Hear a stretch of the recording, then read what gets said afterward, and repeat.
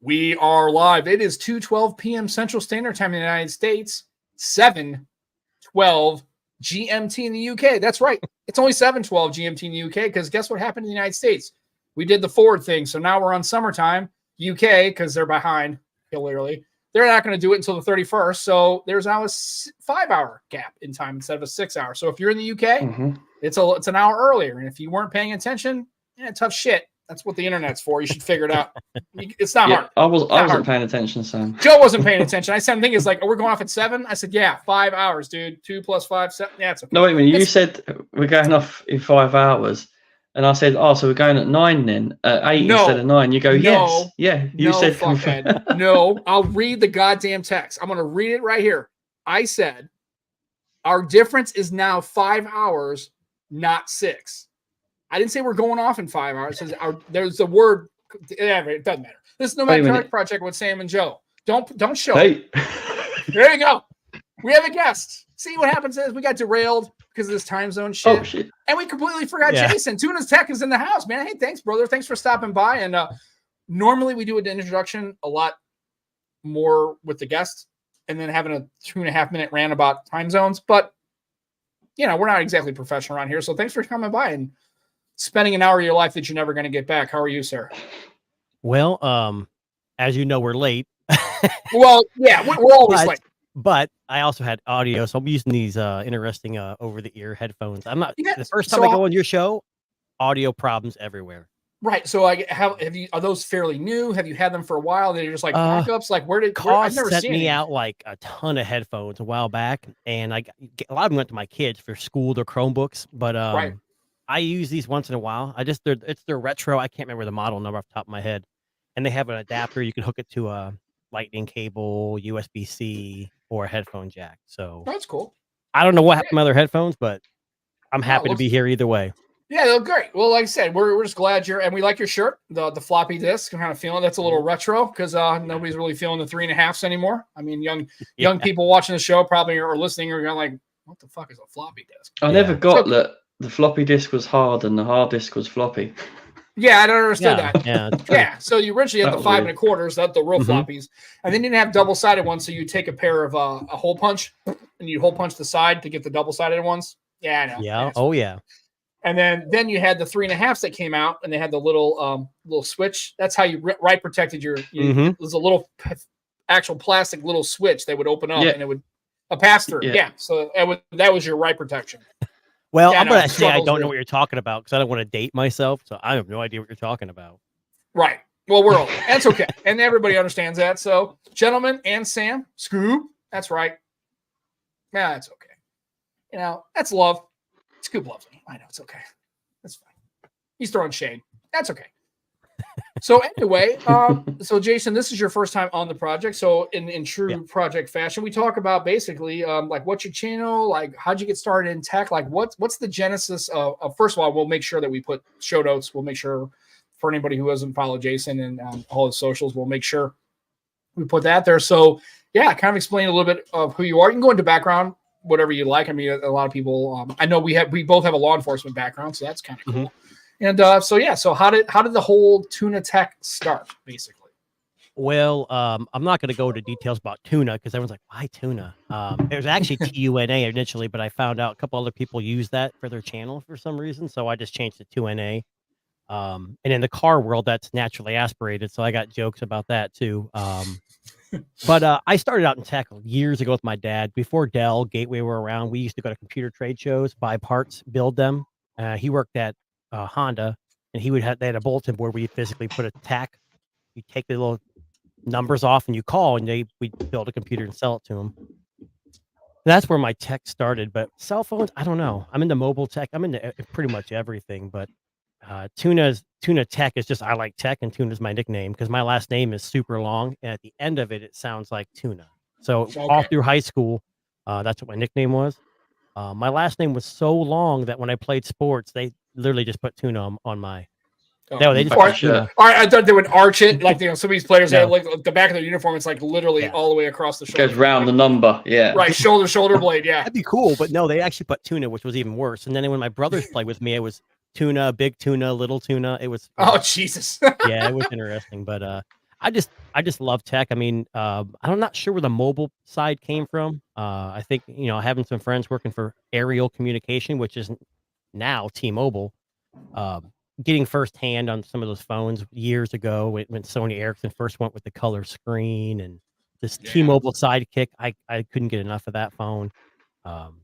Just stuff like that. And then my channel kind of I had bigger plans for it, but with full-time jobs and kids and a family, you kind of got to make the videos that you can when you can do it.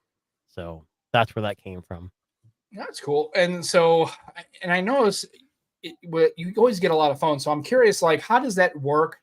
Because, obviously, clearly nobody on this panel is in the level of the Super Safs and the MKBHDs. No. Right. So we're not getting phones sent to us. I mean, Joe does. He gets to go on the Snapdragon stuff and hashtag Snapdragon Insiders. Congratulations on that. I know he does that. But we're not getting a lot of mobile devices to test and review and trade and all that kind of. So how do you work? Because I know a lot of people, this is one of the struggles. We're going to talk about that. And then other struggles I've noticed that people are kind of a little bit more vocal on Twix lately about. So devices, do you get sent to you sometimes? Do you have to buy them? Do you trade them? Like, how does that work? And what's your scope of stuff you acquire? Most of the phones that I have, I buy myself. My first phone I ever got for free was as a Pixel Super fan when it first started. Now there's like a million people in it, but when there was like 1,000, 2,000 people, we all got free. I want to say it was a 4A 5G, maybe. I can't remember now. Oh, nice. And then working, as you may know, I do a live stream podcast with Darren from One Cut Reviews, the Tech Disruptors, and he's got a website, and I've written a few articles for him. And now that we're kind of working closer together, I've received a few phones through that relationship, and that's about it. Most of the phone I maybe have had since I've been doing videos on YouTube for maybe 2 years, 3 years, maybe. I probably got 4 phones for free. Okay. So you may have saw that post on Twitter where that carousel, is that what you were talking about, the carousel phones? Yeah, I was thinking of that. Well, because here and so everybody's clear, I've been on the Tech Disruptors a couple times, and it's other iteration, the TNT podcast, and it's always a lot of fun. And Darren's great, and I love being on that show. It's actually more kind of more irreverent than our show, which is pretty amazing. But it's a really good, if you're listening to people that are really willing to kind of go out there and kind of like, we try to not to be as, I don't want to say confrontational, I don't think that's the word, but we try to basically, it's a little bit more, but that Disruptor show, you guys will kind of call people out a little bit more, which I think is fair, but it's not in a way that's, I don't think it's overly critical. It's just like, hey, there are things that we think that should at least be brought to attention, at least for discussion, not necessarily for us to throw shade, but that conversation is going to happen anyway, because people just do that organically. They just basically throw shade and hate, and Apple sucks and Samsung sucks and OnePlus is bullshit. Well, we always say if it ain't Apple, it ain't shit. So right. That's what we always say in our show. And that's how it goes. Like I always tell people, like, when a tech segment becomes relevant when Apple does it, because that's kind of like the tech good housekeeping seal of approval. That's kind of when okay, well, this is because nobody gave a shit about MetaQuest and HTC Vibes, and nobody cared about headsets. They make one, so now it's like it's the greatest thing since sliced bread. I'm like, okay, well, you had MetaQuest, HoloLens, HTC Vive. Kind of there's been other manufacturers and OEMs are in that space, but okay, sure, whatever, man. And so I guess the question is so I know you got the OnePlus 12 and you had that for a little while. So amongst what many others, right? I actually got it back. Oh, okay. So without going out too much detail, I don't want to out of source or put yourself. It was sent to me. There were some supposed issues with the device itself. I tried to send it back, and it came back to me because USPS says, "Oh, we can't fly this because there's a battery in it." Oh yeah. So I spent $46 to send this thing across the country, and it came back. So I just reached out to the company and just said, look, we're not having any hardware issues. We'll go ahead and just work with it if that's okay with you. And they said, that's fine. So yeah. So whenever I've sent phones, like I've sold phones on Swappa, you have to declare that at the Postal Service that it's a battery. Correct. but usually it's sealed, and usually they don't say anything to you. Well, they told me I've never had anything shipping to, like, if I ship to somebody like on a sale, I've never had a phone not arrive, or they gave me hassle. So I'm not sure what that was about. Well, I think it's going overseas, and they couldn't, for some reason, USPS said they didn't have a ship. They could only fly it, and it has to go by cargo. So they couldn't, I don't know. So UPS would be my next bet if I was going to send it back. So, okay. Yeah. And so you got it back. So I guess my question is, with the devices, do you have like test devices? The SIM still stays in, and like right now, like if I said, "Hey, Tuna, what kind of phone? What's your main phone? Like, what are you using for?" So I have a business SIM and a main SIM, and my two phones right now are the Honor 6 Pro. Okay, that's my main SIM, and then I got the Vivo X100 Pro. Those are the ones I'm mainly using now. I know I sent that picture on X or Twix, whatever you call it, with a bunch of phones. I don't have the SIM cards to use them all at once, but interestingly enough, I went to go run today, and I got the new OnePlus watch, and you can download YouTube Music offline. But apparently, if you do it too many times, they say device limit, and you have to get your device. It's really weird. So I called Google, and they're like, "No, you did this last June in 2023. We can only do it once per year due to copyright." So I grabbed my Pixel 8 Pro, stuck it in my pocket, and said, "Well, I'll just use that." Well, I didn't have a SIM in there, so I got halfway down the block, and so I was like, damn it. So it was interesting listening to my breath for 5 miles, but oh well. That's pretty cool. So I mean, and now I guess so those phones, like the Honor and the Oppo and all those other phones, those aren't phones that are commercially available in the United States. So my question is with your audience when you're reviewing it, how do you square that away? Because it makes more sense if you're in China or in the UK, because you can get those phones global, or in the UK, right? But I mean, but you can honestly, I mean, most Americans aren't even going to know Honor's a brand, much less Oppo or Vivo, Realme, Xiaomi. Like, they aren't going to know any of that stuff. So I guess my question is why do you review those phones? Is it more of, I really don't think this is going to get any traction because most of my viewers aren't going to watch this. And if they did, they're not going to be able to buy the phone because they're either whatever, or like, why do you review more, like, I guess I would say Chinese brands as opposed to just the standard stuff, just because of that American product? I don't import Chinese only phones because sideloading Google Play is just a pain in the butt. And then not Android Auto won't work. Certain things just won't work. So if I'm going to import a phone, I've got and Joe, you might be familiar with this, I've got a forwarding address in the UK. So I just went to honor.com, bought the phone, the 6 Pro, when it was released, pre-ordered it, and went to my forwarding address. And then that company sent it to me. But I only buy it if they're global because it's going to have Google Play. Right. But there's even caveats to that. With the Vivo X, I love it, but it's the Hong Kong global. So when I bought it from somebody, so still China. It's still China. Yeah. Here's a red flag. When I turned on the Vivo, I got it from someone else, sold it to me as the global version. I turned it on, and there was no setup screen. It went right into Android. I'm like, oh crap. That means if I factory reset it, it's going to lose everything. It's a Chinese phone. That's what I thought. Well, just to make sure that no one was spying on me, I went ahead and factory reset, and everything was in Chinese. So I used my my Honor and translated with Google.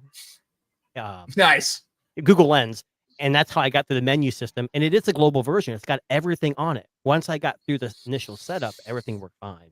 But what I've noticed is my first video that ever did well was a Poco. Man, it was one of their first phones, and it was really popular. And all I did was I went to a park, and it was by a lake, and it was sunny out, it wasn't windy. And all I did was open the box. I didn't say a word. And they got like 15,000 views. And what I noticed from that was not just unboxing, but people like to watch videos on phones they can't usually get their hands on. Everyone does Samsung, everyone does iPhone, everyone does Google Pixel. My best videos are usually, if they're phone related, are the phones that you are importing.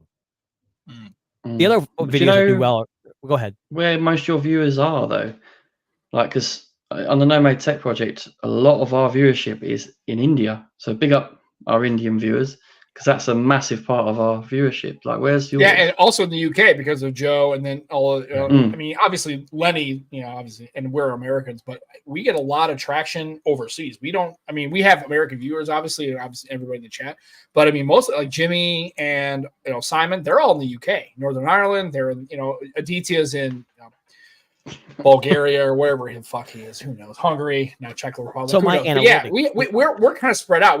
I think we actually have more foreign. Well, foreign to me because I'm American, but I think we have more people that are in the UK and Europe and overseas than we do really domestically American viewers. So it's and watching your show, it seems like even from the chat, a lot of the people aren't from here.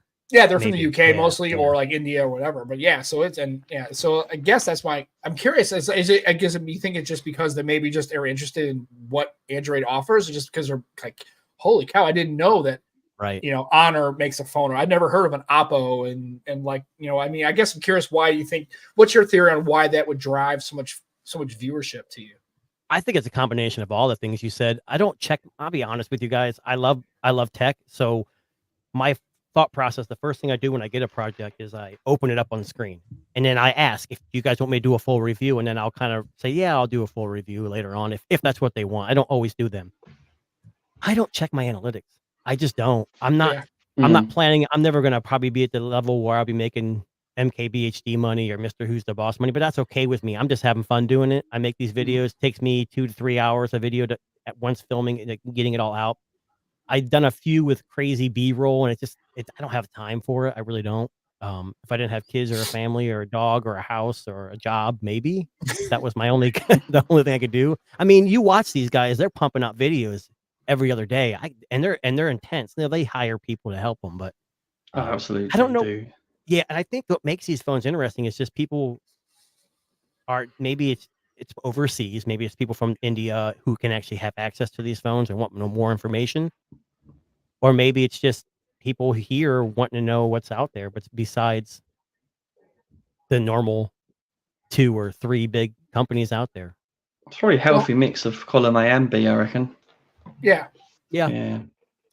Well, I never noticed that those large channels, I think most of those people are single, or they have. No, well, it's interesting. I'm dead serious. Like Marquez, if he's in a relationship, nobody knows. He is because he's at a shore. She showed up at one of his Ultimate Frisbee games, and Mr. Who's the Boss did a live.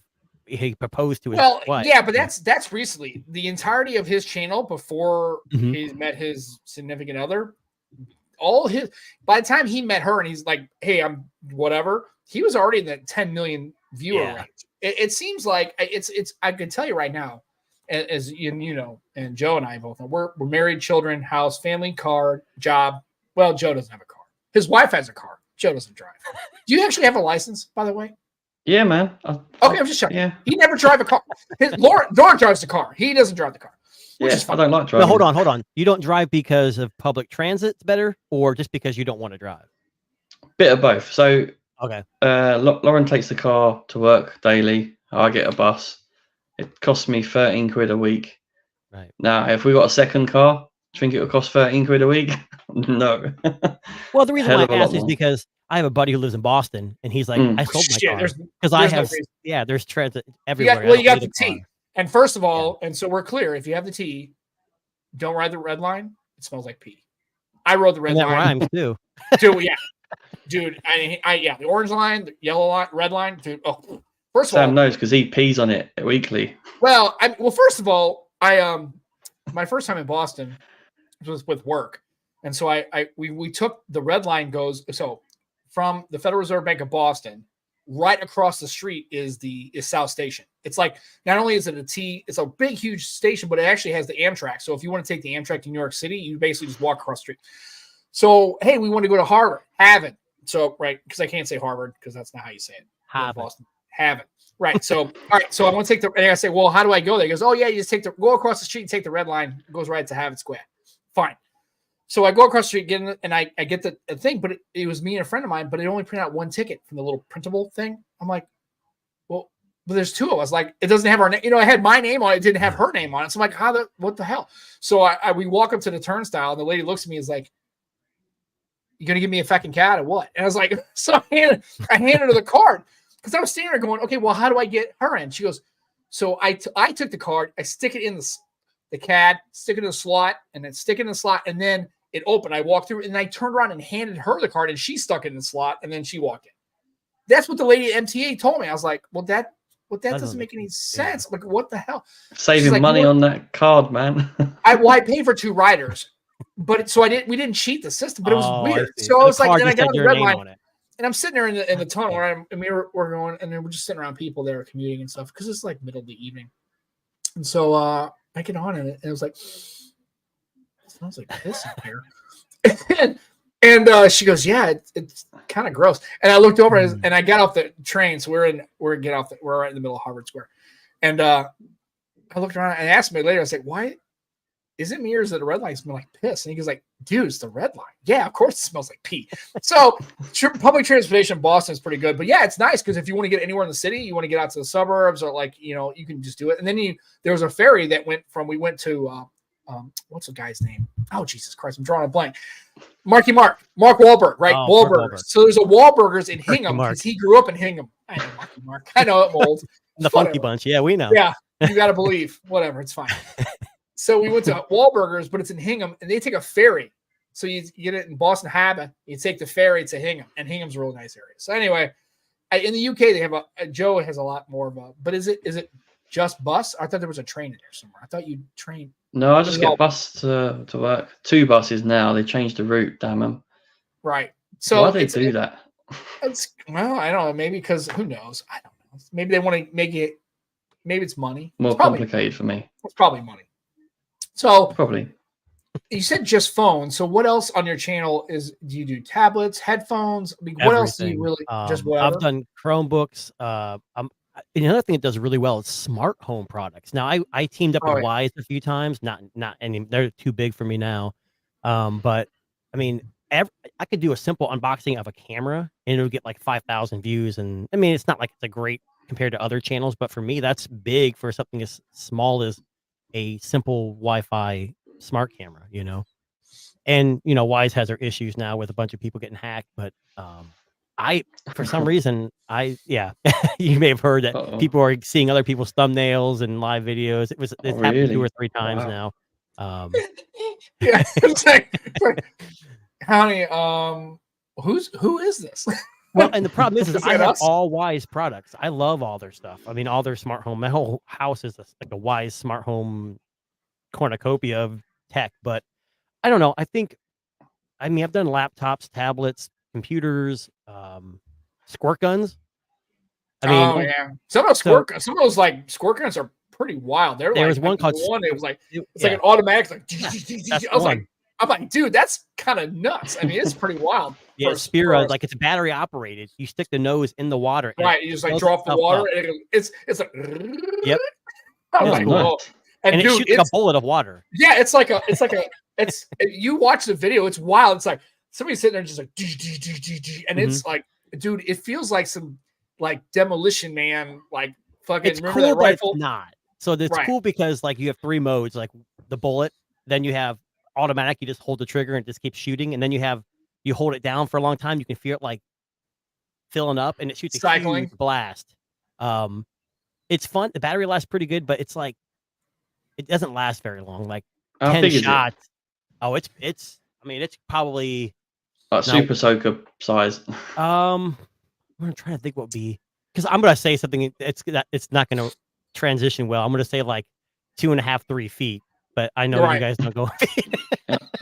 It's like 75 meters. Who knows? They use that metric crap. They also drive on the wrong side of the road. It's whatever. It's fine. Yeah, that's true. That's okay. So he says. Yeah, it's fine. So, anyways, today we found out from Joe before the show that Arsenal not only won their match, they played today, right? But they're also top of the league. Yesterday. Okay, so they're top of the league because Liverpool didn't win. Or they drew. They drew. You said they drew. Yep.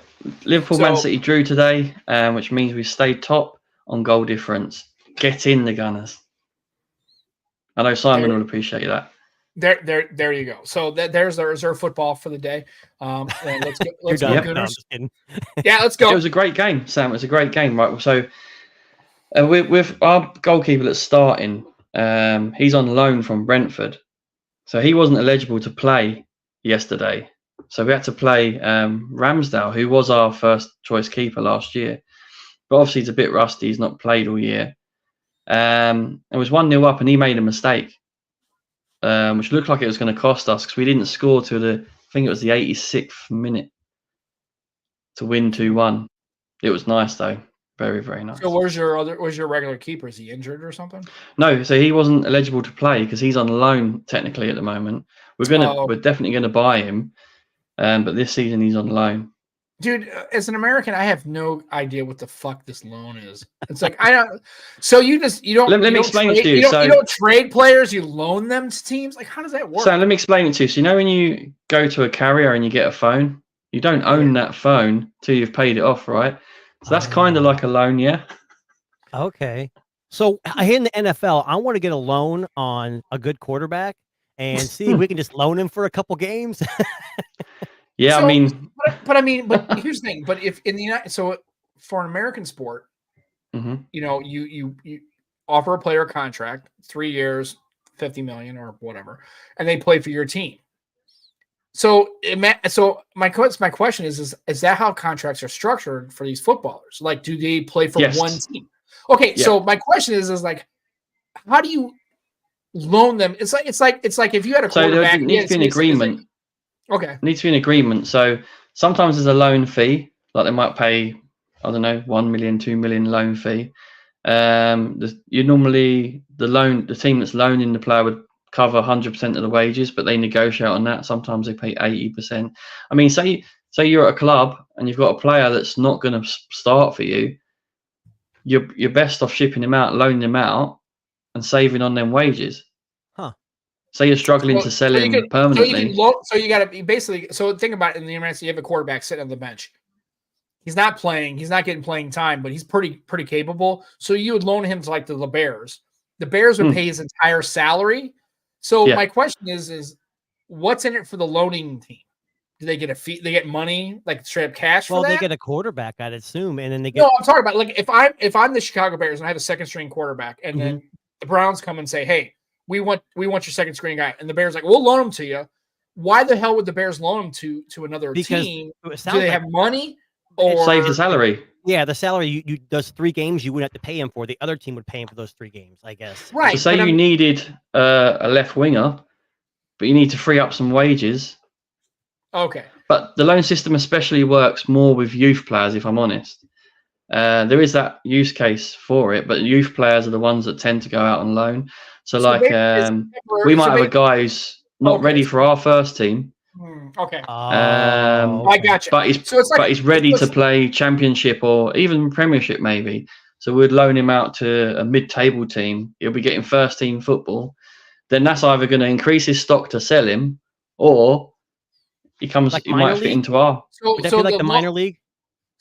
Yeah. Well, yeah, that's what. Well, you got the championship and baseball, and then, I guess. Yeah, you got in the football they got the premiership and they got championship and then they've got the other League 1, 2, 3. 1, 2, 3.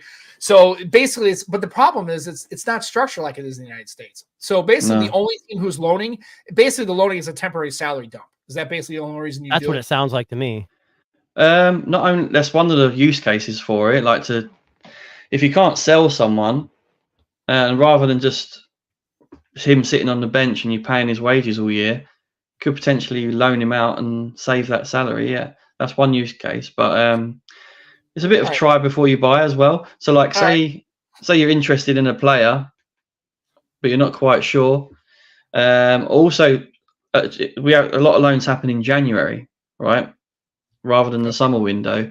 So say you've got a target for the summer, like a top striker, you might loan someone temporarily just to see you through from January to the summer. So there's loads of different reasons why you would loan a player, but it's good. It's handy. Yeah. So Scoop says, I guess the Sounders loaned a player to another. So I guess MLS players can be loaned to Premiership and Championship League teams. I guess you can give anybody. Yeah. Okay.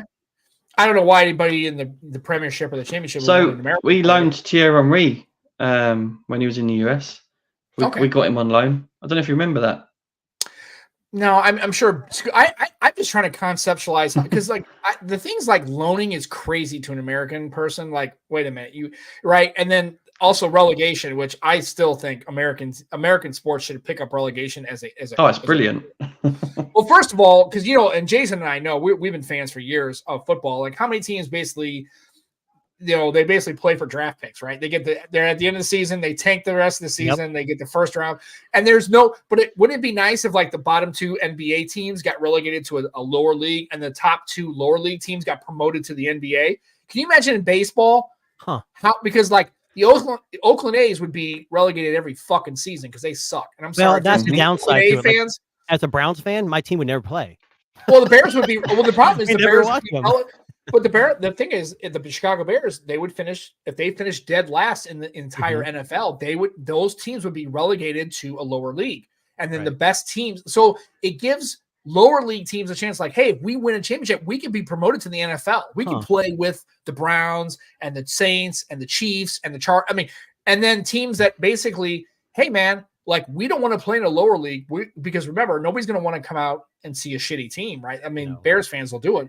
But can you imagine if the Bears played like NFL Europe for 2 seasons because they were terrible? They would be more like, we got to get back to the NFL. We got to start.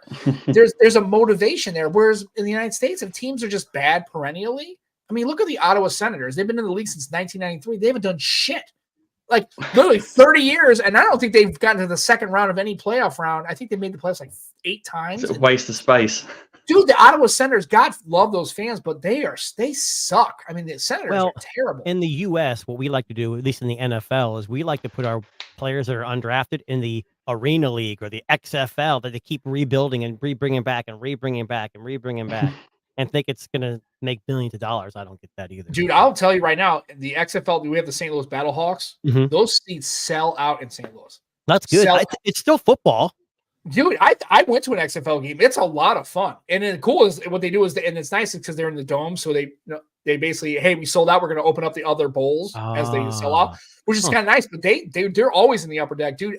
XFL Battlehawks games are fucking fun. They're really good. Like I've never really seen one. it. I don't think we have one in Ohio. I don't think we have it. Well, that's what I'm saying because you got the Browns in St. Louis. We had the Cardinals that left for Phoenix. Right. We had the Rams. They left. Yep. We went to LA. Came to St. Louis, and then went back to LA, and then won a Super Bowl. So if you want an expansion team in the NFL, start out in St. Louis somewhere, in Missouri, and then you get your team whenever you want.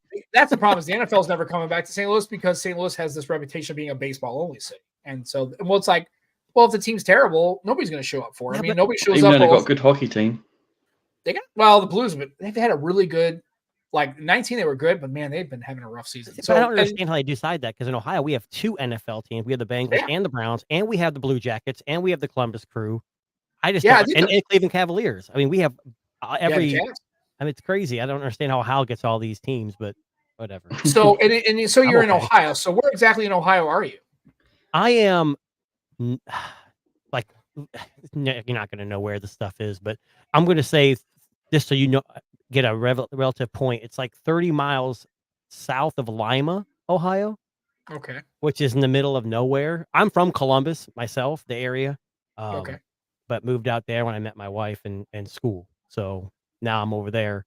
And I'm, as you said, in law enforcement now. But previous to that, I was a counselor for about 10 years, a drug and alcohol and mental health counselor. So. Oh, okay. That's a tough job. Yeah, and I thought leaving that would be easier going to law enforcement. It's not any better. It's not any better. They have challenges. They're just different kinds of challenges. Yeah, it burns out. It makes you cynical on people. Hey, look what Bionic just said down there. Yeah, Columbus is huge. That is right. Yeah. Columbus Crew again, champions. That's true. Yeah, we mentioned that earlier. Yeah, Scoop knows his soccer. Yeah, he knows his soccer. His soccer. Yeah, so, I like how you say it. I know. He has to say like an idiot American. Fun of it. I know. I get it. I know. He's basically making fun of us. It's fine. You know what? It's fine. We already had football in the United States, so we had to have something different. I'm talking about football. Did you see a load of insiders went to Manchester United yesterday? Was it yesterday? Yeah.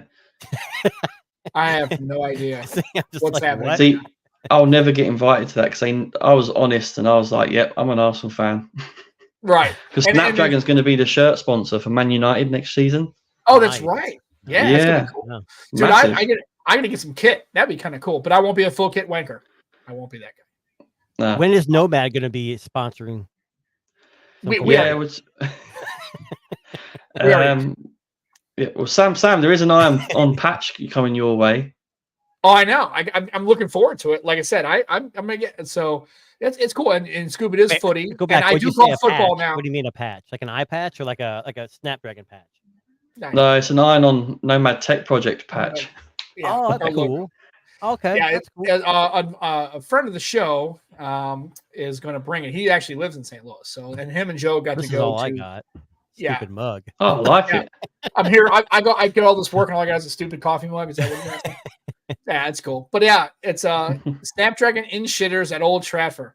Okay, I don't know what that In means. shitters. Is that where Old Trafford? So is that where Arsenal plays? Is that the pitch? Is it Old Trafford? I don't know where that's at. Old Trafford, that's it. Yeah, that's Man United's ground.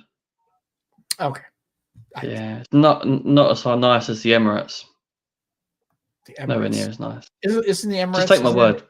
Is the Emirates? That's not you? That's Arsenal UAE. Stadium, so it's sponsored by the Emirates. Right. Yeah. And the Emirates are who again? Come on, you don't know Emirates? Emirates Airline. Right. And they're not in the UK. Right. Where are they out of? No. Yeah, United Arab Emirates. Yeah. I get come it. on, man. So Sony sponsors someone. Oh, they're not from America, are they? They're not. No, I'm No, just they're saying. from But Japan. American teams. I think the only team, I think it's the Seattle Mariners. I think they're owned by Nintendo. What? I think so. The Mariners?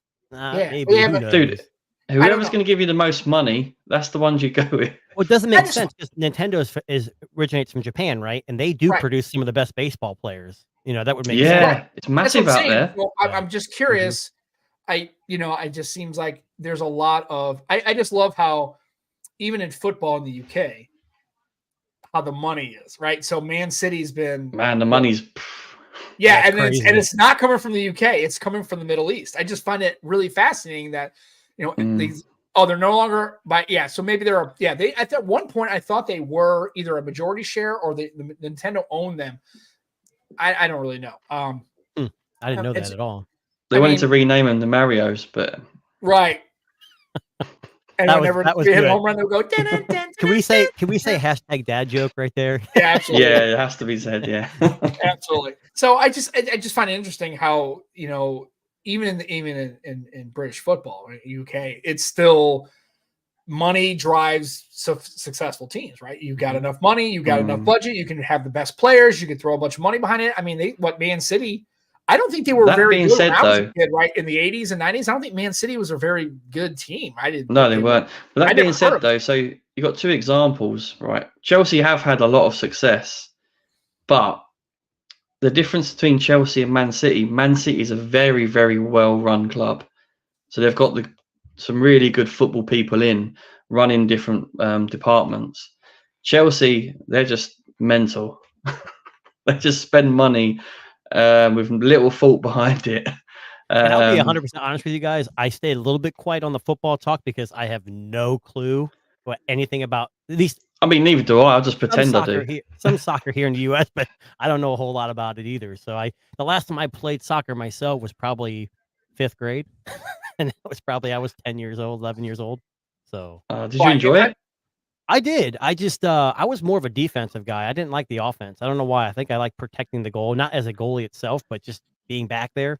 Did you ever get them slide tackles in, crunching tackles? At my age, we weren't doing that. In the UK, 10-year-olds are beasts. I'll be honest with you. At my high school, when I grew up, we had men's volleyball. I played men's volleyball for 4 years, and I'll tell you, people think that's funny. Dude, I saw in warm-ups. In warm-ups, we were warming up. You hit the ball, and my buddy, I set him up, and he hit one of the other players on the other side and broke his nose, and there's blood everywhere. It's crazy. Dude, yeah, men's volleyball is pretty cool, and there's a lot of strategy in volleyball. I didn't really realize it until one of the people I work with, who her daughter is playing high school volleyball now, as girls volleyball, and the strategy behind it and how it's pretty. There's actually a lot of strategy into it. I just didn't think there wasn't a lot of it. Honestly. Well, men's volleyball is not really big in a lot of high schools. Like lacrosse probably isn't big in a lot of high schools either. So lacrosse is huge now because that's where all the kids are playing. I mean, when I was a kid, there was no such thing as lacrosse. There was nothing in school. Now I hear people talk about it all the time. Actually, I think it's pretty popular, and it seems to be more popular in more affluent areas, middle upper class. That's what I mean. Yeah. So where I grew up, we had field hockey, all that stuff. But now where I live now, it's basically baseball, basketball, football, and some soccer here and there. That's about it. Nothing else. Yeah, I played. I was a keeper, Joe. You must have known. I wasn't very That's what your good. missus says. Yeah. Aw. Oh, no, I didn't know how to play, and the team, Not and for that was that. for some reason they were having tryouts, but they didn't have a keeper. Like nobody was wanting to do it. Like I was like, well, I don't know what I'm doing. I mean, since hell, Mhm. I can try out for a position that nobody's doing, so I'm a sure lock. And I actually did it for 2.5 years. I like being a keeper. It was a lot of fun. I thought It is fun, to be fair. Yeah. to me, being a keeper, you have to be paying attention absolutely at every second of the game. There is Mhm. none of this. Well, the plays up top, I can just kind of maybe get if I'm a midfielder or if I'm a defenseman, I can kind of come up a little bit. But you don't have to be that aware. You just have to kind of be making sure I know I'm positionally. But as a keeper, that play is going to change in a second, and all of a sudden you're at midfield, and all of a sudden they're there now. Now you're jacked up. If you aren't paying attention, it's very easy to miss the momentum, and you're going to get scored on because those guys can hit the ball. They can boot it from middle field and fucking launch it. I've seen those guys, dude. That's why I should say British footballers should be NFL kickers and punters. Dude, I've never seen anybody kick a ball that hard in my life. Mhm. I've seen guys just fucking launch balls. I mean, flying, and then they're curving and watch them from the back when they're kicking them, and the bending on. It's like, how the fuck are you? Bend it like Beckham. Dude, it's crazy. And it's not accidental. They are absolutely trying to hit corners, and they can bend it. It's nuts. I didn't think you could do that until I watched a proper football match where they're showing the angles not from the normal angle from behind, and that ball is just like, I'm like, dude, that is bonkers how good they are at that. It's nuts how good professionals are at stuff. Yeah. So back to tech. We should call this a Nomad football project. Well, no, I'm just kidding. We talk so, and I guess, and so we're clear. We also talk about food, and I know if you're in Ohio, so are you a Gold Star guy? I mean, are you? No, I'll tell you, my favorite chili from a fast food place is Wendy's. To be honest with you, I worked there for years and used to make it, so I know how how it's made. So when people say that normally puts them off. So that says it's good if you worked there and you still like it. I never worked anywhere else though, like fast food wise. I don't know how McDonald's makes their. I mean, I know our meat was fresh when it came in and it was cooked to order, so I know it's not some frozen crap. But did you see the report about Wendy's doing surge pricing now? Did you see that? Yeah, I saw. What is that about? So do you know what they're doing in the United States? So at Wendy's, they're having surge pricing. So the meals will go up during popular, just like Uber, right? So they're okay. Yeah, and I don't know how I feel about it. I guess as a business perspective, it makes sense. But I think it's kind of horseshit because my question is, here's my thing. I'm okay with surge pricing if the people making and working in the place get surge salary. Oh, yeah, that's true. You know what I mean? So if you're getting surge pricing, right? If it's like now an extra couple of bucks for your Baconator, right? Do the people who work there when they're busier, do they get of course they won't, because I wonder how that will affect trade though. What was that? Well, I wonder how that will affect trade though. Like, so like a bar that does happy hours during certain times. You go to that bar during that time when it's cheaper, right? Yeah. You're gonna go Wendy's when it's cheaper. Right? Well, apparently, according to Scoop, they basically came back on it because I guess it was very controversial. And it blew up. Yeah, people were mad. I'm okay with say, like, people just avoid going there because it doesn't make sense. Because obviously, if you have this pricing and this labor, right, and if they both move up, then the company's not making any more money. Why do the surge pricing? So clearly, it was basically just to basically fuck over people. I mean, if you're not McDonald's, it's kind of like we would say, if it ain't Apple, it ain't shit. If it ain't McDonald's and fast food, it ain't shit. No one's making money like McDonald's is. It just seems, at least that's the way it seems. I mean, Chick-fil-A may be out there and some other ones are getting bigger, but. Although I would argue that Wendy's burgers are probably superior. I think things that we're talking about fast food, but I mean, I think Wendy's is probably better, but McDonald's has the market share. It's kind of like I prefer Android devices and I have an iPhone 15 Pro Max, but iPhones are still the overwhelming seller in the US, so just because I think it's better doesn't mean it's going to sell better. So. I don't think they have Wendy's in the UK. I think they have McDonald's, Burger King. I think we do. Burger King. Do they? I don't know. I mean, I'm not sure. I mean, if you know anything about Wendy's, they started in Columbus, Ohio. That's where it originated from. Yeah. I think they shut the I don't think they're the same as Dave the US, Thomas. though. Yep, Dave Thomas. Yeah. So I guess, what's the channel look like? So, I mean, you said you weren't going to grow it. I mean, do you do all the things? So there was this thing on Twix I've been watching people make comments about, like, oh, it's hard to break in and people are buying subs and all this, we're back to that conversation again. Right. So I'm like, I guess my question is what, as a creator, what do you want out of YouTube? Are you trying? I mean, like I said, I mean, I guess my question is, if you know you have to do the B-roll, and how do you get successful? I mean, what do you do? I honestly, since me and Darren started doing the Tech Disruptors, TNT, we actually started on Spaces and Twitter, now Right. X. I remember that. I just enjoy talking about tech. I mean, and I think my channel it's not, I mean, I've been around longer, and as long as I've been around, as many videos I made, I should have well over 10,000 subscribers. I just don't, because I probably don't put enough time into the videos. They're good, but they're not great. Uh, I just use YouTube as an outlet for me. You know, with stress in the job and family, I spend a couple hours, 2 to 3 hours a week making a video, and that's just like a stress release for me. I'm not really in it to make millions of dollars and hire editors. I mean, I don't think it ever will happen with the way I'm going. But it's just fun. I enjoy it. When I first started, I went through, is it Fiverr or FIVRR, whatever. I think it's a Fiverr. Fiverr. Yeah. And I had them help me with a logo, because that's before I started doing anything. And I remember the first time I got it, everything was good. It went well. But then I got a message from somebody saying, "Hey, do you want 1,000 subscribers?" I'm like, "Yeah, eventually, I guess." "Well, I can buy them for you." No, not doing that. And that was Yeah. I think it does go around, and people were like, "Oh, I'm stressed out. I'm giving up." I just do it when I can. I mean, I think if you put too much pressure on yourself, it's never going to work. I mean, I shouldn't say never, if you have the time and the money, but for me, it's just, I like buying devices. Obviously, you can see some of my posts. I Clearly, like we have a problem. We yeah, clearly need we have a internet. tech problem, and this is my way to rationalize that that tech addiction is, whatever it is, whether it's a simple smart camera or a switch to phones and tablets. I just like to get out there and tell people about it. And I will tell anybody listening, not that I'm a professional by any means, but don't just do what you want. Like, I don't script it. I just kind of get up there, open it, and start talking. I started doing a little bit of scripting here and there, but if people don't like you, they're not going to like you.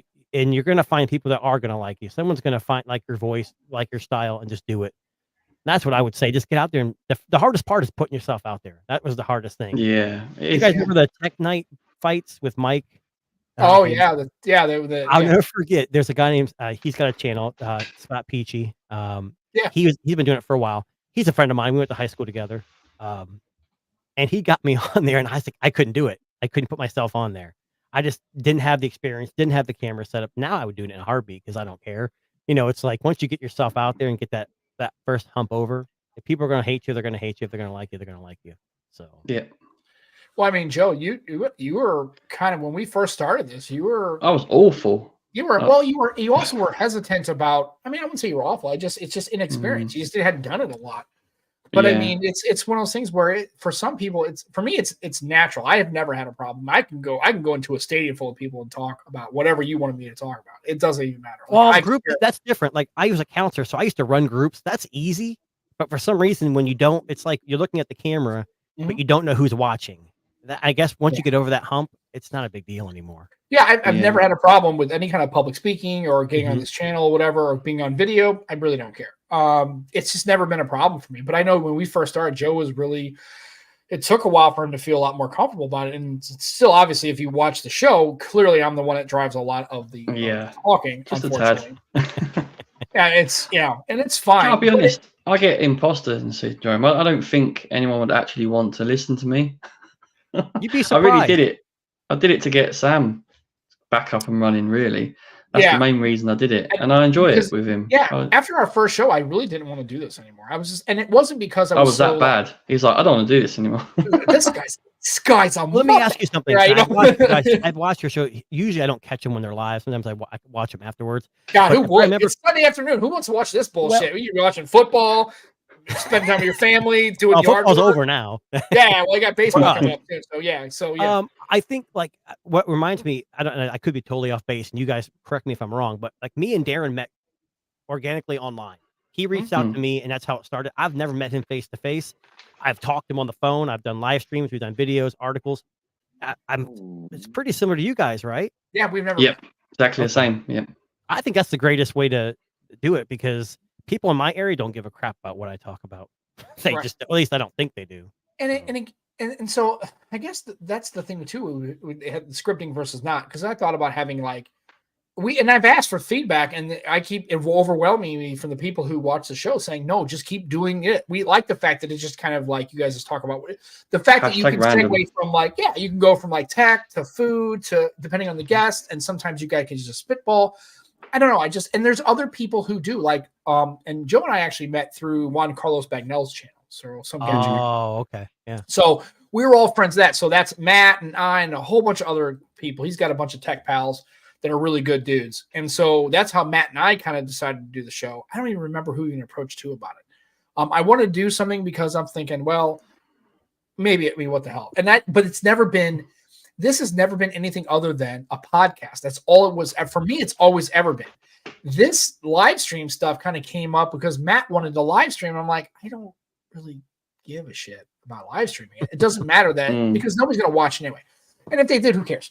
And so for me, it's always been just the audio podcast part that just happened to have this component to it. It was always, so I just take the audio and rip it. And what's funny is no matter what we do, no audio has ever been cut from any show I've ever done. I don't care. And we've had some blunders. Most people would have done the thing that I did with Gigi and called her Rachel. They would have totally dumped that show. There's no way they're putting it out there. And I'm like, well, first of all, I was live streaming it. So I was fucked either way. But even if people already saw it. Right. I was already like, what? Talking of that, Rolando's in the chat. Didn't one of you or Matt call him Ronaldo? Yeah. We don't fucking care. So, and then we had the show where I had Scary If Little, right?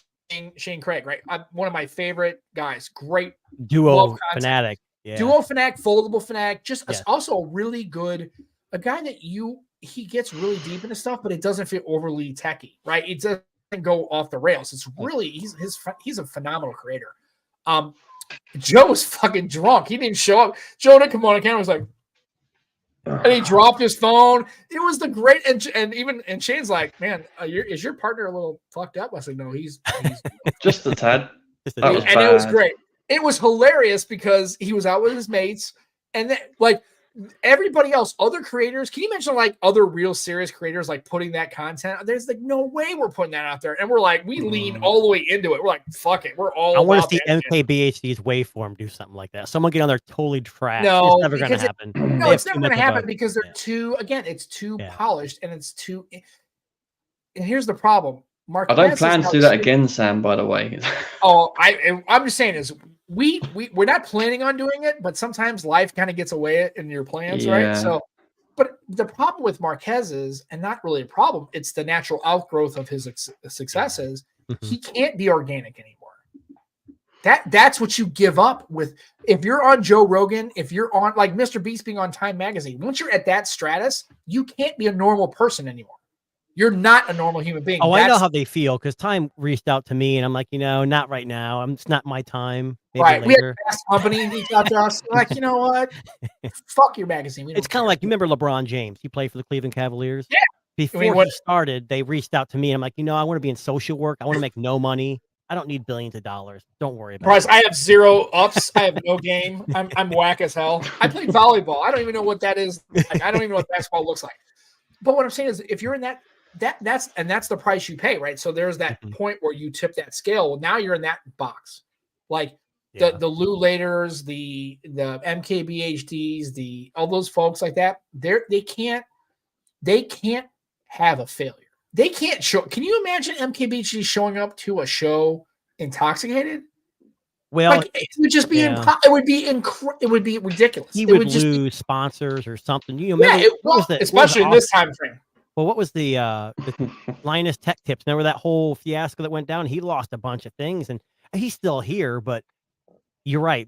Something like that. Lou later comes on opening some phone from somewhere, and he's half lit. I mean, I don't think he's going to get too many people. Right. Well, and the problem is, especially in this day and age where people are canceling and really upset and gives like outrage about something that really doesn't affect them. It's like I'm not a fan of Linus Tech Tips, not because I don't know the guy. Like, I don't have no clue. I just don't, his content, I've watched a couple of videos. They just don't work for me. I think it's his delivery. Maybe it's because he's Canadian. No, I'm just kidding. It has nothing to do with it. Oh, Sam, you didn't. Hey, Yeah, you know guys what? Who could do me cares? a big favor. I No. don't script videos. When we do our live stream, we have a few topics we wanted to, but like you said, things organically just start going out of control. But I think after that story about Joe, I think I'm going to do drunk unboxing. I think that'd be a great Dude, category to fit. can you imagine being completely plastered and be out at like a pub and go, "Hey, I got this fucking honor. It's great." Taking pictures and they're all fucked up and out of focus. And crooked. Joe can't Let's do that. test the IP rating, just dunk it in a pint. I put it in a pint, mate. IP68. And you take it out and just like, you're like, just dude, you'll be like, not dude, it'd be IPA. hilarious. Not Dude. IPA 68. Right. Oh, IPAs are foul. Anybody drinks those nasty. Well, things, I I'm know. sorry. It's a play on words. I think IPA. Hey, you're a weirdo. It's fine. They're gross. I drink don't IPA like too, Joe. Don't worry, I do too. So maybe Sam's the weirdo then. Ooh. 2v1. Oh, it's very obvious I'm the weird one. I mean, come on. But I'm just saying, but you know what I mean? When you get to that level, you have, and that's, I think there's so much stress in that because you have to completely walk this chocolate. You got to stay right in the slot. You can't fuck up. You can't have a bad day. And if you did, can you imagine him having a major mistake on his Waveform podcast? That is audited and scrubbed and that does edited. happen. Well, it does. A lot. But so I guess my question is going to be it's really I think that's a trade-off that I'm not willing to do. I think that's what it comes down to. I think that's why, I mean, I would like this to be successful. Yeah, I would love to see thousands of people on the stream and listening to the show and, really kind of, it would be nice, but if it's not, I prefer to see the guys we get over thousands. I would rather have quality mates and chaps and people. And we had Kia last week and that was great. Because you could tell at the beginning of that show, she was kind of nervous because she didn't really know what she was walking into. Right. And then and it's funny, it happens every show we do with somebody who comes on who isn't really doesn't watch us regularly, doesn't know.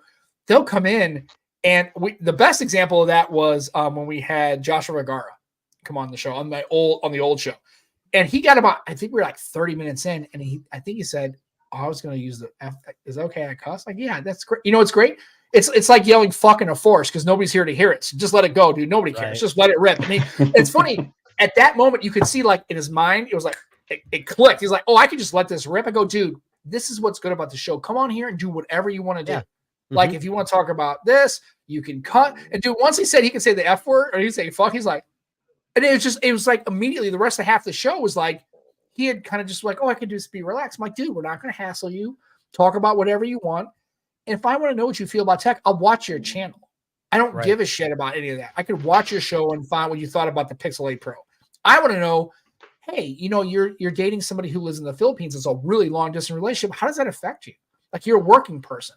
Like, what do you do when you don't want to do tech? Like, are you into?" And he's into tea, right? And he did the whole JV. And then we had another show with Zach Talks Tech back in the day, and he talked about his mental problems, right? As far as like struggling with depression and anxiety and those kinds of things. It was like the most awesome conversation we ever had. I'm like, this is a show where you can come on and just talk about whatever. Well, I think that's what's like. What's the hot ones where they eat the hot wings and he interviews them? Oh, dude, those are great. It's what's good about him is like he does his research and he actually asks some questions and they're like, "Holy crap, this is a really good interview."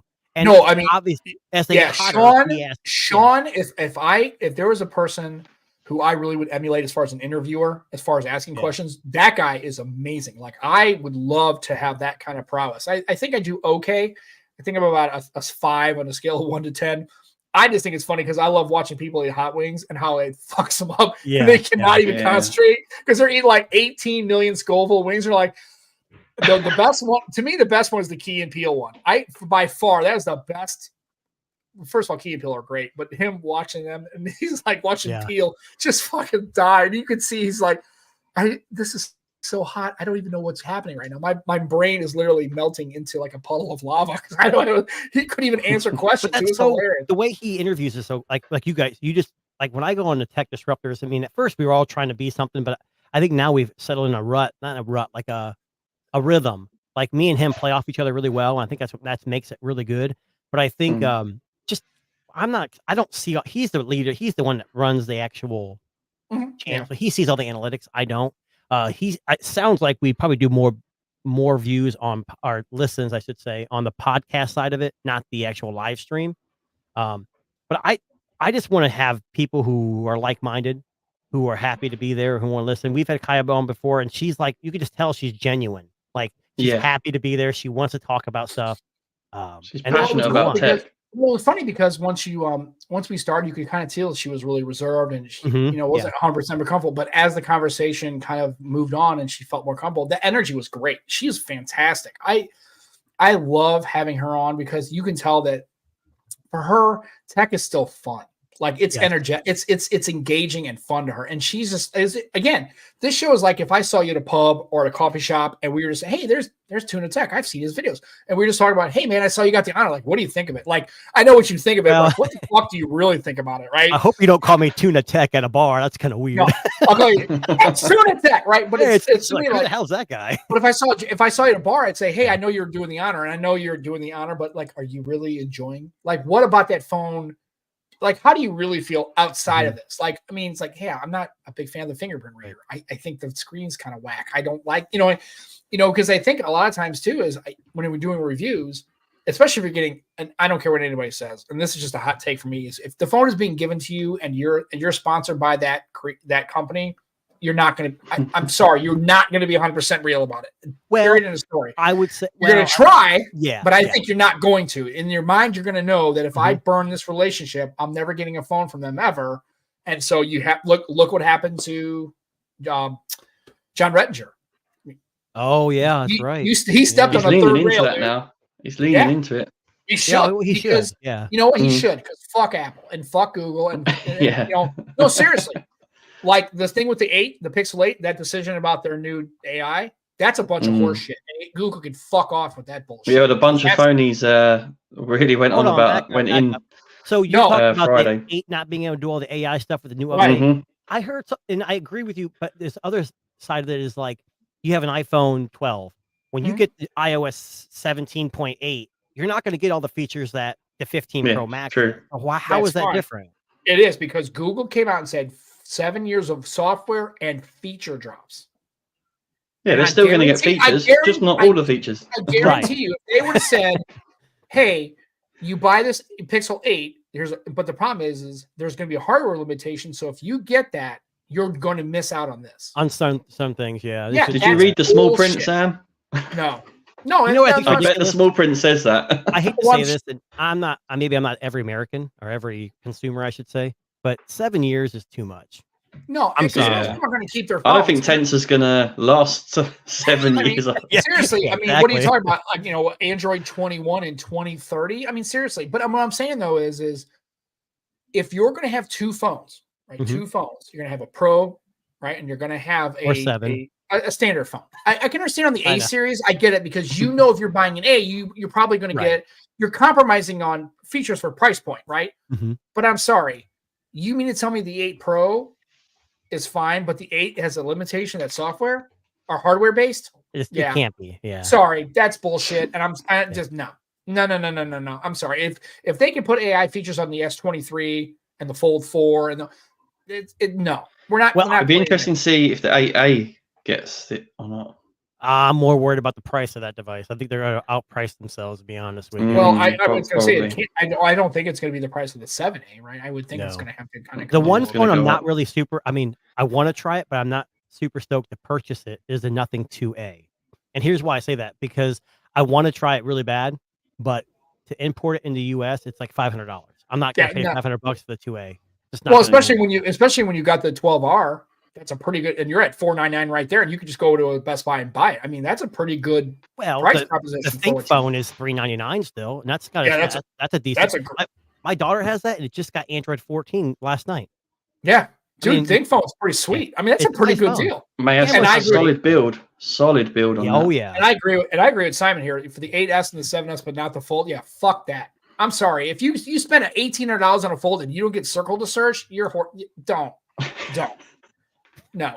I mean, seriously. And that's the problem those are the kind of things that I think Apple get away with because Apple can get away with that. But I think if you're Google and you're trying to get the Fold to have mass adoption, because that's a high price to pay. I mean, $1,800, that's a lot to pay.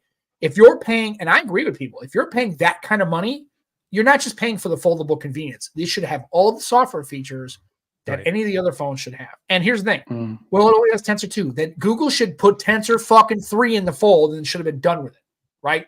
Quit making that you know what I'm saying? It's like, hey, you gotta start putting these people to task, because if these companies can just put out whatever they want and people are going to sell millions of units of it, they are not going to change. The only way you're going to make it happen is if we had to vote for your wallet and tell Google. That's why I think they're talking about when they talk about Tensor 4 for the Fold 2. Yeah. Why do you think that is? Google's because they got that right. much feedback about Tensor 2 being horseshit, and they're like, no. They're doing something right. I mean, their market share has grown like 400%. Now it's like 1.5%, but that's big in the scheme of things here in the U.S. and even in the rest of the country. I mean, I'm happy that Google's doing really well. Out of all the phones I have, I always have a Pixel device. Now I have the Fold and the 8 Pro, but I always keep one. Just the cameras are unmatched. I mean, I have the 6 Pro, the Honor Magic 6 Pro, and I love the device. It doesn't have the magic charm of the 5, which was my phone of the year last year. I like that. It looks like a good phone. But I never had a chance to get hands on it, but it looked really nice. Simon had that. The Honor 6 Pro, I've imported it, and it works completely 100% on T-Mobile and 5G and all the Google Play. Everything's working fine. The Vivo's had some hiccups here and there. I don't get 5G on T-Mobile. That might be because of the Dimensity MediaTek chip. Maybe it's just not supported here in the U.S. I don't know. I don't know. I just think. I look at it and see, Jason. See, you're doing good because Barry Johnson agreed with you. What was that? Oh, I didn't even see that. Oh yeah, guys. I've got to quickly say, Jermaine did the funniest typo. He called Barry Battery. Yeah, it's okay. Well, it's better than Rachel. You could do that. I love typos. They're the best thing ever. Oh, I know. It's awesome. So, we could, and that's another thing too, is we could have a discussion basically. And clearly we would love to have you on again to have more of those kinds of discussions. But sure. I'm sorry. And here's the thing. You don't have to listen to me. Look at what people are doing online about the Pixel 8 situation. That's not just me talking. So, hey, for all those people who want to come to war and they're like, hey, Sam's fuck him. I'm just saying is I personally think that I love these devices. I have a Pixel. I have a Fold, right? I've got all those. I buy these phones, and I'm sorry when companies do stuff that I think is a little suspect and kind of like anti-consumerish. I'm going to call them out on it. I don't give a shit because I have no loyalty to Google. They can fuck right off. They ain't sending me shit, and I don't care. I don't want your product. I'm not here. And that's the problem with being in this. Well, Joe does because he's a sycophantic little bitch. He'll just like, I'll sell out for money. Well, he could say things about Google because they don't use Snapdragon anymore, so he can call them out for all he. You don't have to. Worry about yeah, that's true. But even on the Snapdragon, on the insiders, I would think that a company like Snapdragon would want to hear not about all the successes. They would want to hear their pain points, things that don't work, things that they should do better. You remember this? You remember Snapdragon, the 800 series? What was the 801? It was the 810. No company is perfect.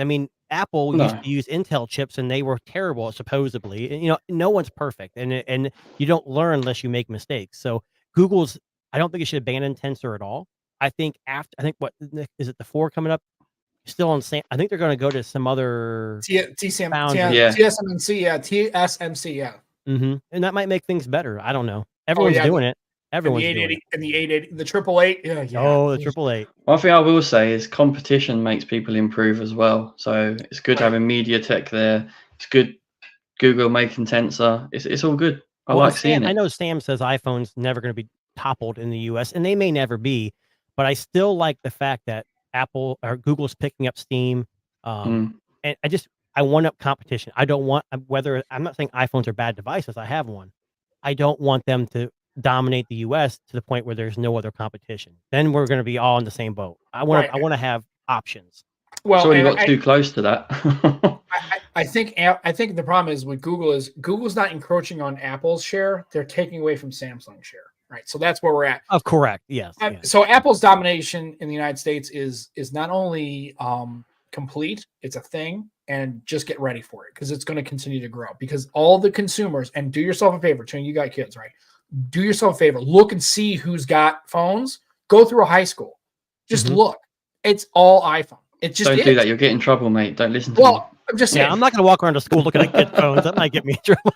Yeah, I'm just saying. But look, those are the consumers of the future. Those are the people who are getting into the consumer market in the next 5 to 10 years. I'll be honest with you. I've seen a lot of Pixel devices in hands, and my daughter is not that old, but in her grade, I see more Motorola devices than I do iPhone. I've seen some Pixels. I see every once in a while. I'll see like an older LG. Somebody's got an older LG. I've seen a G8 floating around, a V60 every once in a while. Once you hit high school is where it starts to really change. My kids are pretty young, so it doesn't really matter. A phone's a phone. Like my daughter's video chatting every night with her friends who has an iPhone, but she downloaded Google Meet, and they all talk, but they don't fight about. But they're only like 10, 11 years old, you know. Right, and so my daughter Anna has an iPhone because she tried to use my HTC and OnePlus, and it's funny if you ask my daughter, "Do you like OnePlus?" Anna's like, "I love OnePlus phones. I love HTC." But the problem is, for her and her group, they're all iPhone people, so that's it. Now, my other daughter, Kaylin, had an iPhone, and it pissed my wife off big time because now she gets green bubbles, and my wife isn't about. She doesn't care necessarily, but she has my Pixel. She has my old Pixel 6. She loves Android. She loves it. She's just like, I'm never going back to Android. I would hate to say this. I think Samsung is the Android leader just for now, obviously, because they work with Google too. But I think if you are an iPhone user thinking about the other side, and there are a lot of reasons to switch because we have a lot of options in Android. That's a we. And the Android side has a lot of options. And if you're excited about something, you can try other things. You're not just stuck with whatever iPhone gives you. The Pixel is probably the best device for an iPhone user. I'll say that. I'm so sick and tired of people saying, "Oh, you're an Android user, you're poor." You can get a $1,300, $1,800 folding Android device. So that's yeah, I don't know. That's okay. That could be an argument that goes on for years. Those are the people that look at me and go, "Oh, you have an Android device, you're poor," and I like that's funny because I own my own car and my own house and my own phone. And I'm married and I have kids, so I don't care. And you don't, so you can go pound sand with that bullshit. But whatever, it's cool. It's high school where kids turn into dicks. Oh yeah. I was one of those at one point. I was like, it's like I am. Jason's just like I'm just gonna stay here. I'm just gonna just stay right there. Yeah, exactly. Yeah. So anyway, we're at 1 hour and 11 minutes. Holy cow, man. This is what happens when we have great people on the show. Jason, man, thank you so much for coming on the show and spending some time and talking. And please, obviously I want to be on the Tech Disruptors. That's another thing. Please, folks, if you like our show and you want a little bit more of something to do and listen, man, check out the Tech Disruptors. I feel like we didn't touch on much. That went too quick. Yeah, well, we touched on, we did fast food. We did sport. Football. Yeah. We did. Maybe I mean that we didn't touch on much. Just remember, if you do watch the Tech Disruptors, and I don't know if you can pick up on this or not, I'm a very sarcastic person, so that does come out heavy into the podcast. So don't be offended. So basically, what I'm saying is, if you're watching Disruptors, if you're a low person who gets triggered easily, just trigger warning. They come in hot. Sometimes they come in. Darren can be sarcastic as well. So Darren's a little harsher than me, I think. I would say probably. Yeah. I'd say Darren's willing to. Darren is okay with throwing the verbal. He's a verbal pugilist. He's in the UK at the moment. Yes, he is. Yeah. He came to the UK. iPhone. I can't believe that. Well, he's got and that's One Cut Reviews. So One Cut Reviews, check that out because I know Jason, you do contribute to that, which is awesome. Check out that's a great website. I'm a big fan. I love because he talks. Dude, it's great. Darren does a great job. The Tech Disruptors is great. Check out Tuna's channel and see all that. And also remember, while you're at it, you could skin your shit. You should probably do that. Extremeskins.co.uk. Get yourself some kick-ass skins. Wednesdays they do a buy one get one. They do phones. They do tablets. They probably skin your house. They do laptops, headphones, all sorts. Or your flat because they don't have flats in the United States. They have flats in the UK. So, they'll skin your flat. Probably not. But we should ask them. It's all good. I like that. Yeah, it's okay. So, again, thanks for coming. We'd love to have you on again and talk more. Definitely. Once we get past all this kind of stuff, talk about, just appreciate it. Everything like that. All the stuff. So, thanks so much for spending time with us. And again, and everybody who's on the chat, you could be doing a whole bunch of other stuff with your day, not listening to our live stream. We always appreciate you guys. Spending time with your family and not listening to our ridiculous bullshit. So, hey, we appreciate you guys swinging on in. Also, make sure you check out the Nomad Tech Project YouTube channel. That's where this will be. If you want to watch, I don't know why you'd want to watch this for an hour. I mean, maybe to watch Jason because he's pretty attractive. He's got the bald head going. Any hair, but Joe's dressed. He's wearing a nice button-down shirt. Me. Oh yeah, happy Mother's Day to all the mothers in the UK. Oh, that's right. In the UK, it's Mother's Day, so happy Mother's Day for all the folks in the UK who have mothers and enjoy all that stuff. And like I said, Joe's all dressed. I look like a bum. That's okay. So if you want to watch the show afterwards, you can, but download the podcast and listen to it on your favorite podcast aggregators. And that's the end of our show for the 10th of March. God, it's already March. It's crazy. This year's going by pretty quick, man. It's nuts. Anyways, Easter's coming up soon. We will have our show next Sunday. We have another guest. I think it might be the captain. Pretty sure. I don't know. Captain. Yep. Good. Yep. Yeah, that's our buddy. So we'll have him come on. And Jason, thanks so much for coming on. I really appreciate it. We were really looking forward to having you on. Unfortunately, it's been a long time coming. So we thank you for stopping by. I appreciate it. All right, Joe, anything else before we head off? No, mate, I think you said it all. I've got the Mother's Day in there. We've got Up the Gunners in there. Yeah, I think that's it. Yeah. Covers all bases. Good job, Arsenal. Stay on top of the pack. Keep it up. Win the Premiership. That'd be sweet. And then, because then really Joe will be a way better mood, and if you could just win it for Joe to keep his mental stability in check, we would appreciate that. If I have to send you guys like 50 quid, I'll do that just to help Joe out. That'll do it. Just send Liverpool 50 quid and Man City 50 quid. I'm sure they'll be like, yeah, we'll throw the league. Yeah, we'll just dive in. Well, Arsenal win. I don't think that's going to be the thing. So for myself, for Jason, for Joe Hickey, thanks for coming into the Nomad Tech Project with Sam and Joe. We'll be back next Sunday with another awesome conversation with the captain or just us. It's cool. And we love you guys. Take care of yourself. Stay hydrated because Jimmy is going to make sure you stay hydrated. And also be excellent to each other. Enjoy your tech, and we'll catch you next Sunday. Take care. Bye. Goodbye.